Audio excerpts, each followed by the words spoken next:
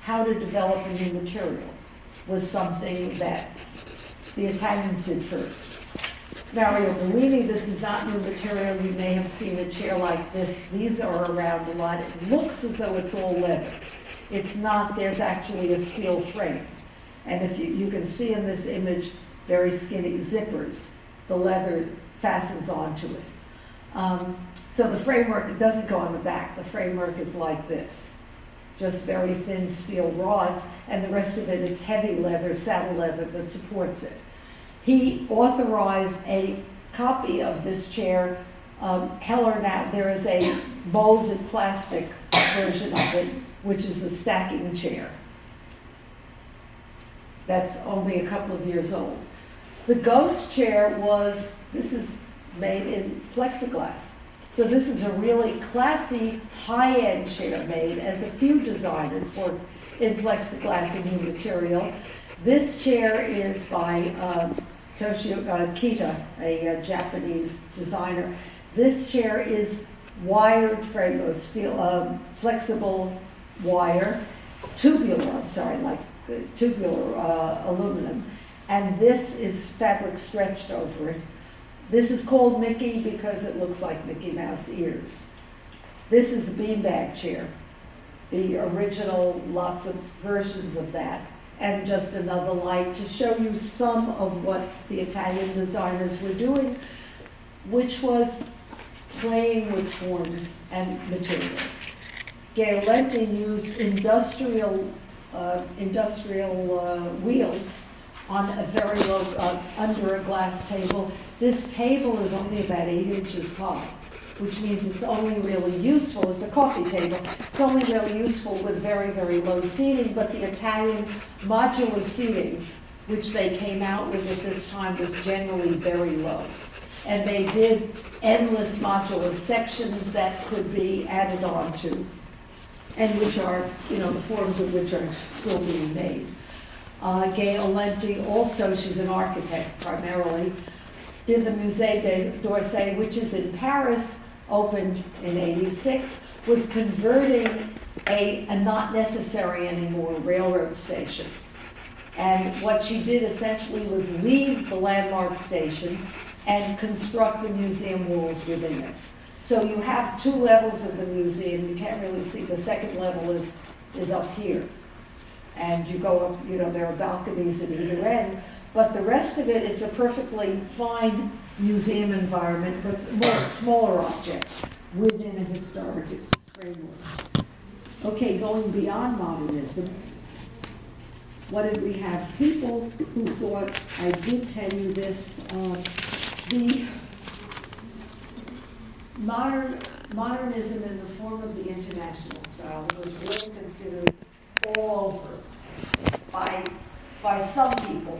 By 1970, there were people who were saying everything is too much the same, the furniture is all the same steel and glass, the architecture all looks like the Siegel building.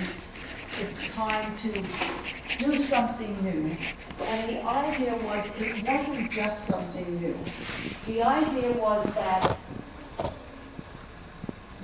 architecture was not communicating to people. And architecture and design are basically supposed to communicate. If you walk up to a building, it's supposed to be able to relate to you somehow.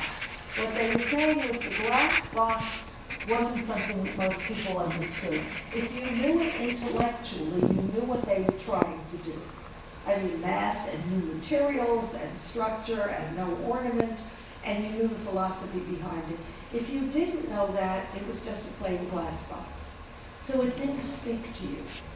What the people, the architects who wanted to move into what became postmodernism said was, there have to be many messages.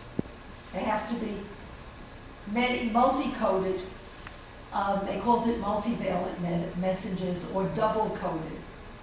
Coded, not coded. Coded meaning like secret code.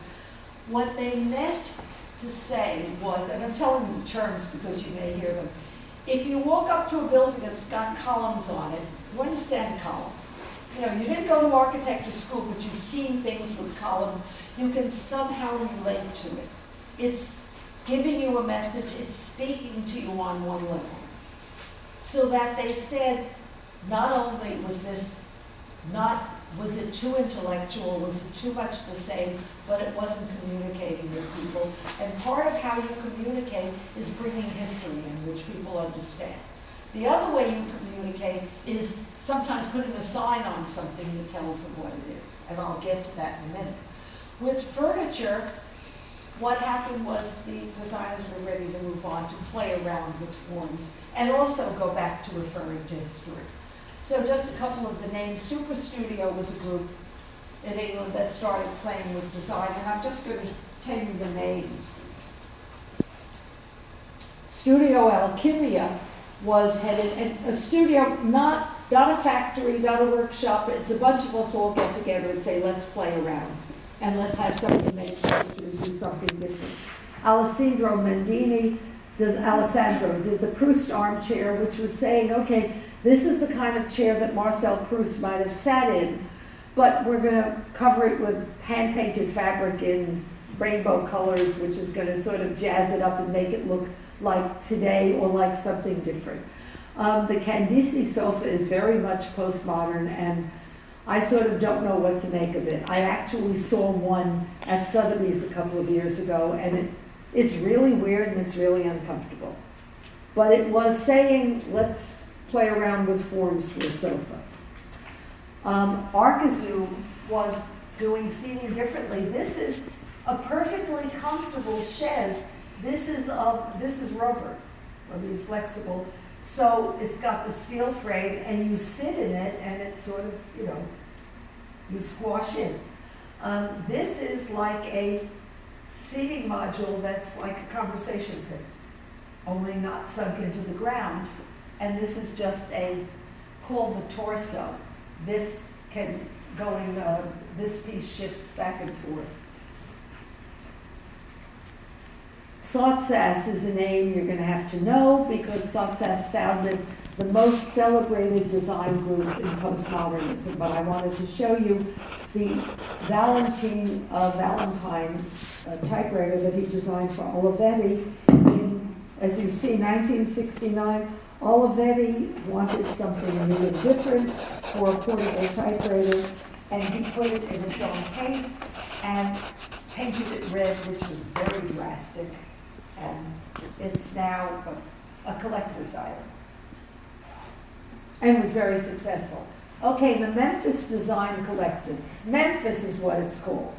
And they named it after, apparently, I forgot to say this afternoon, it doesn't matter. Apparently Bob Dylan had a very popular song called Memphis. And they named it after the Dylan song, not after the city of Memphis. It was a design collective. What that means is all of us are getting together, sort of like the Vienna Secession. Let's all design a piece of furniture. All of us want to do something different. We'll go have them manufactured by whoever we can find to manufacture the various workshops, and we'll have an exhibit at the next Milan Fair. And they are the one name of the group associated with postmodern furniture and objects. Tarawaya is what the boxing ring called. Masanori Umeda is the Japanese designer. Most of the original group were Italian. This is actually a boxing ring. It's about 12 feet square. I saw one, but it's not meant for boxing. It's a conversation pit, sort of. Only you don't sit, you recline in it because it's all one surface of foam.